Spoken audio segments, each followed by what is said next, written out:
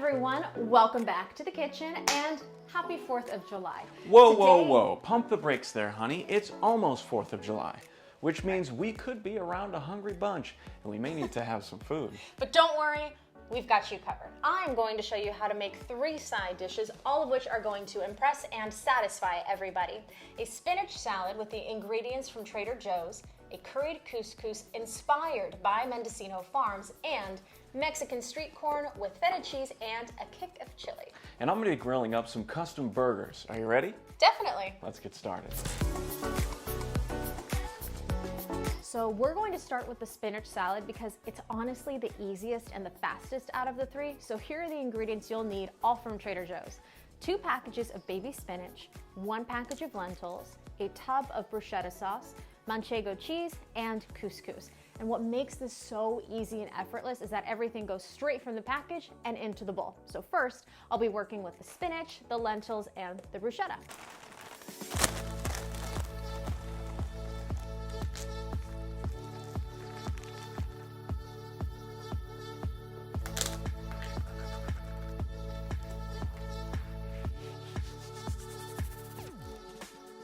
Next, we simply just grate the Manchego cheese.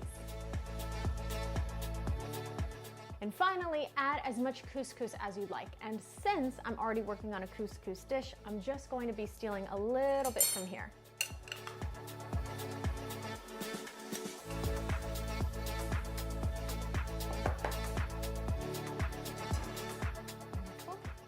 And just toss it all together. And there it is. Your first side is already done. Since we were just working with the couscous though, that's the dish I'll show you next. Curried couscous inspired by Mendocino Farms. And here are your ingredients. 1 cup of couscous, or a little more if you'd like, 3 1/3 cup of water, 2 tablespoons light brown sugar, 1/2 tablespoon curry powder, 1/2 tablespoon turmeric, 3/4 teaspoon salt, 1/4 teaspoon cumin, and 1/8 teaspoon cayenne pepper, 1/2 a head of cauliflower, a handful of baby carrots, 1/2 cup of mayonnaise, cilantro, and lime or lemon juice for zest. We'll first preheat our oven at 425 degrees at the roasting setting. So I'm adding about a tablespoon of olive oil into a medium-sized pot on medium-high heat, and my 1 cup of couscous. And I'll toss this for about 3 to 4 minutes until it's nice and toasted. Then grab your water and add it to the pot. We'll add a little bit of salt to that too, and drop the heat to a low setting.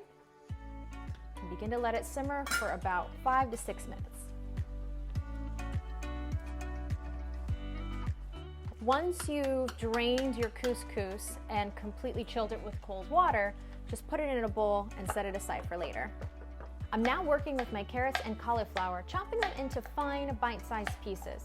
Set them on a pan with tin foil and spread them apart. Drizzle some olive oil all over the carrots and the cauliflower, sprinkle your mixture, and combine it all together. So we are going to let that roast for about 12 to 13 minutes. And while I wait, I am going to chop up a little bit of cilantro to get that ready for the garnish. And the last 2 ingredients to add are your mayo and your lemon or your lime juice.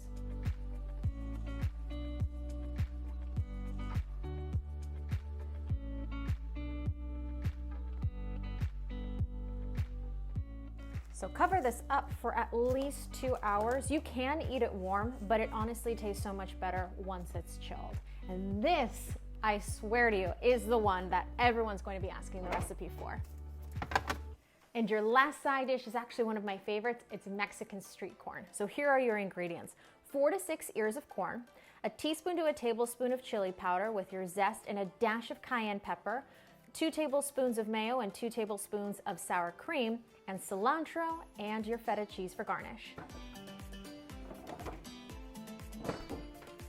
So I'm just buttering my corn on the cob right now, and then I'm wrapping it in this foil, and I'll put it in the oven at 425 degrees for about 25 minutes.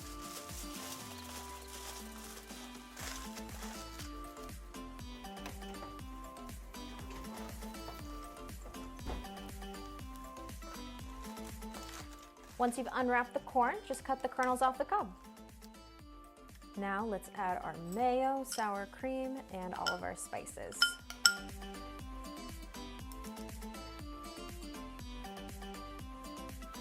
And our final step is to just add as much feta cheese as you like as a garnish. I like a good amount. And your cilantro. And that's pretty much it. You now have 3 sides, all of which focus on different flavors and different textures and will impress anybody and everybody. So while I tidy up the kitchen a little bit, I'll let you guys check on what David's up to. Let's get this grill roaring. First things first, take your charcoal. Just put a couple on there. You want to kind of form a little mountain. Center. Let's get this thing ripping. I'm gonna light it in a couple different spots. This is that self-lighting charcoal. We've got our coals going. Our hands are clean. We've got our meat. We've got an egg. Put one in the bowl like that. There we go. Set that later. And I'm gonna use a couple breadcrumbs. This is just so it sticks together. Mix it all together.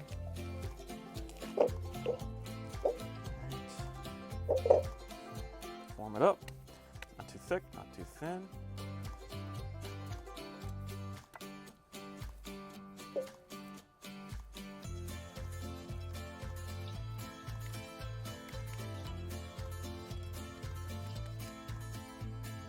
You can put whatever seasoning you want on these. Just mix it in the bowl. Once your coals have warmed up nice and hot, now it's time to put the burgers on the grill. I put down some tin foil to keep the mess minimal.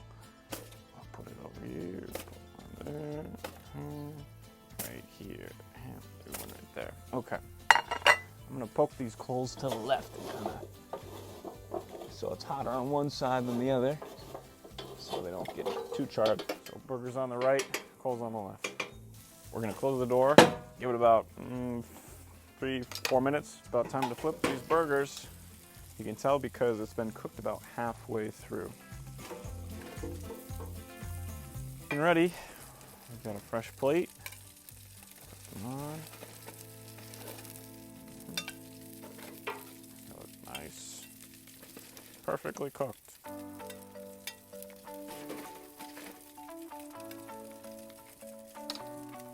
What's that inside? Wow, hon, what a spread. Oh my gosh, and these burgers look fantastic. Yeah, it looks real good. I love it. Everything came out perfectly, exactly how I wanted it to. And the corn is my absolute favorite. My favorite is the spinach salad. Yeah, you do like that one. Mm-hmm. I love this meal every time we make it, and these burgers are perfect. Thank you. Well, everything came out really, really nice.